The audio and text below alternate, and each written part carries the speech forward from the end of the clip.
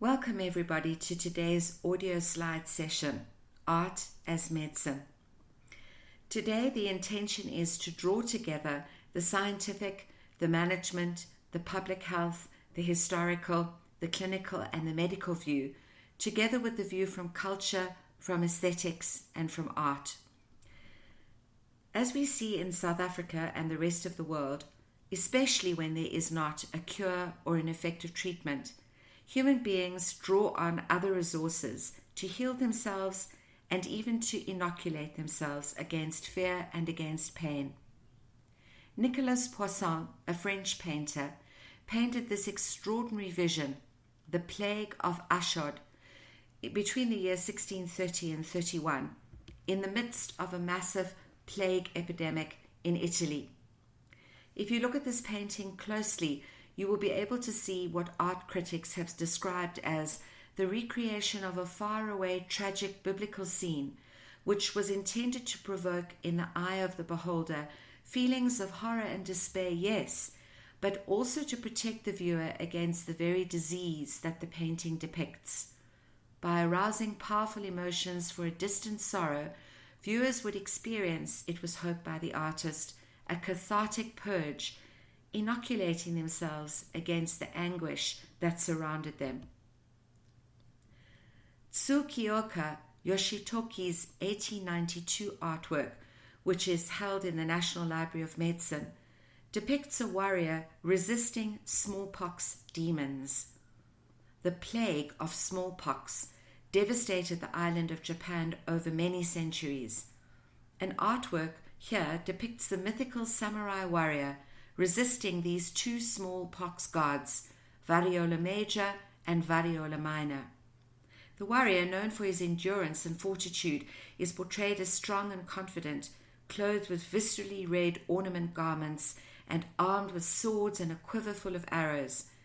And in contrast, the fleeing, frightened, colorless smallpox gods are squeezed helplessly into the corner of the image. Think for a moment about the visual depictions of the coronavirus, that COVID-19, that we see on our nightly news and in depictions and memes on all forms of social media, as well as in written medical journal platforms. One of the ways that we can approach this topic is by thinking about the way that human beings navigate pain. And they navigate pain and fear of the unknown and fear of loss and loneliness through the self-portrait.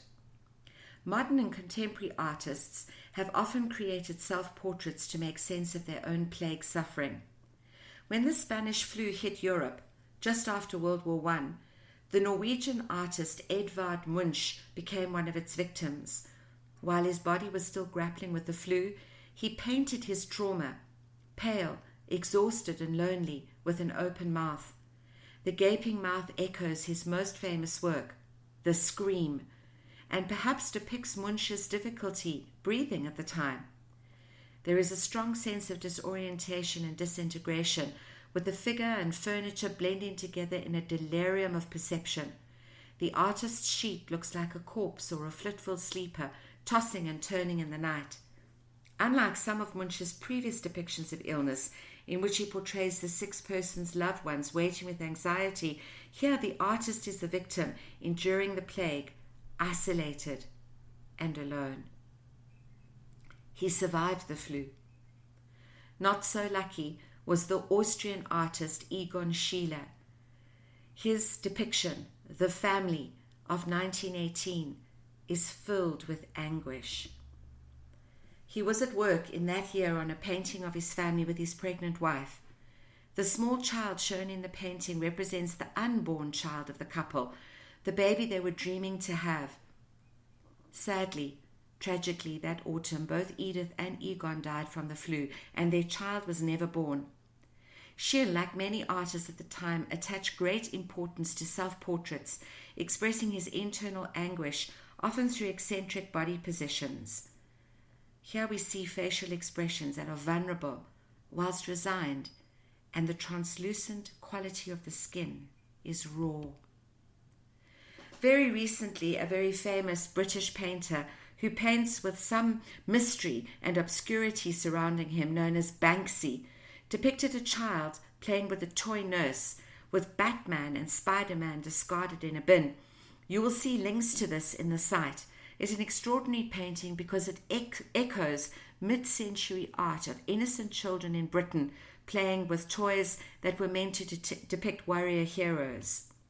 Here we have the young artist painting on a street wall in the style of Banksy, Rachel List, with her mural just a couple of weeks ago supporting the National Health Service of England on the side of the Horse Vaults pub in her town of Pontefract in West Yorkshire. A depiction once again that mixes Alice in Wonderland with Florence Nightingale and with notions of a superhero. A very, very famous artist who lived with HIV and AIDS and died from AIDS before there was effective treatment, Keith Haring, whose works have been sold all over the world since his death to raise money for people living with HIV/AIDS, created an iconography between 1987 and his death in 1990 against ignorance and fear, and drew people to using the methods of pop art towards a new visual imagery of living with HIV and AIDS. The names Project AIDS Memorial Quilt, often abbreviated simply to the AIDS Memorial Quilt, which has traveled to South Africa, including to the cities of Joburg, Durban, and Cape Town, and also all over the world to capital cities everywhere, is an enormous memorial created over 10 years to celebrate the lives of people who died of AIDS-related causes. Weighing an estimated 54 tons, it is the largest piece of community folk art in the world as of this year. These are two depictions stitched by women living in a community trying to raise money in support of their own families' responses to HIV/AIDS, and sold in a small market in Johannesburg about 15 years ago. They represent the work of women in needlework and in stitching, and in their effort to craft a response to the epidemic that struck South Africa.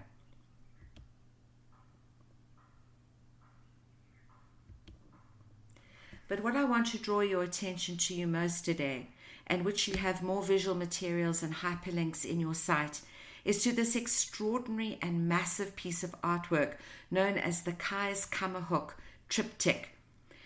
This extraordinary piece of art exists and lives in its home in the Eastern Cape, next to the small town which was named after a German city of Hamburg.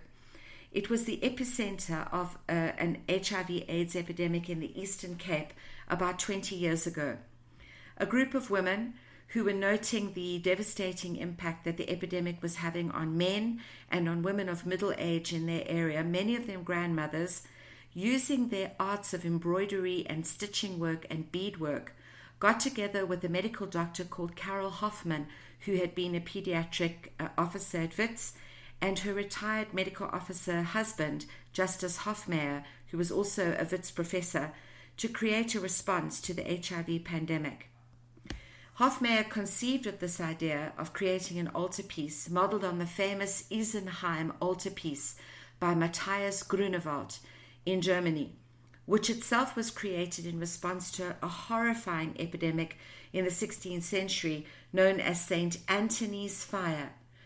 This disease caused arterial constriction, sores, and gangrene, and killed its victims slowly and agonizingly. And Grunewald was commissioned by St. Anthony's Monastery in France, which functioned as a hospital specializing in the treatment of the disease, just as we see many institutions get turned over to hospitals in the time of our epidemic, to create a piece for its chapel's high altar, an image that would provide hope and comfort to patients. And he responded with a complex multi-paneled altarpiece that features biblical and extra-biblical saints known for their fortitude, most prominent of which is Christ, shown as a victim of the fire. The Kai's Karma altarpiece draws on the imagery of suffering, death, and resurrection, but adapts this to the local context of the Eastern Cape and this little village of Hamburg and its experience of the modern AIDS epidemic. In making this work, the artist sought to draw a parallel between AIDS and other diseases that once seemed hopeless, but that are now no longer the same kind of threat. It is constructed on a series of hinged panels, 14 in all, that fold outwards and open, and create 3 different configurations. This is the original,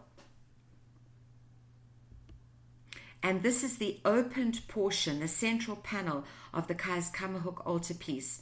In its closed view, it shows a Xhosa widow standing in front of a cross, mourning her husband's death by AIDS.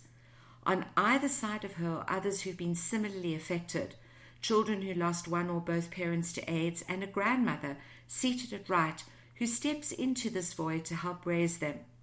AIDS is the cross they bear together as a community. And do notice that the usual figures of males as saints and as the figure of Christ have been replaced by women. There is a brilliant documentary of the Kais Kammer altarpiece that is hosted by the Fowler Museum at the University of California, Los Angeles. It is 7 minutes long, and we invite you all to watch it. I hope that you have found this a fascinating and mind-challenging experience, and I look forward to looking at your reactions to this in your pieces of work, short but still, I hope, powerful, that you produce.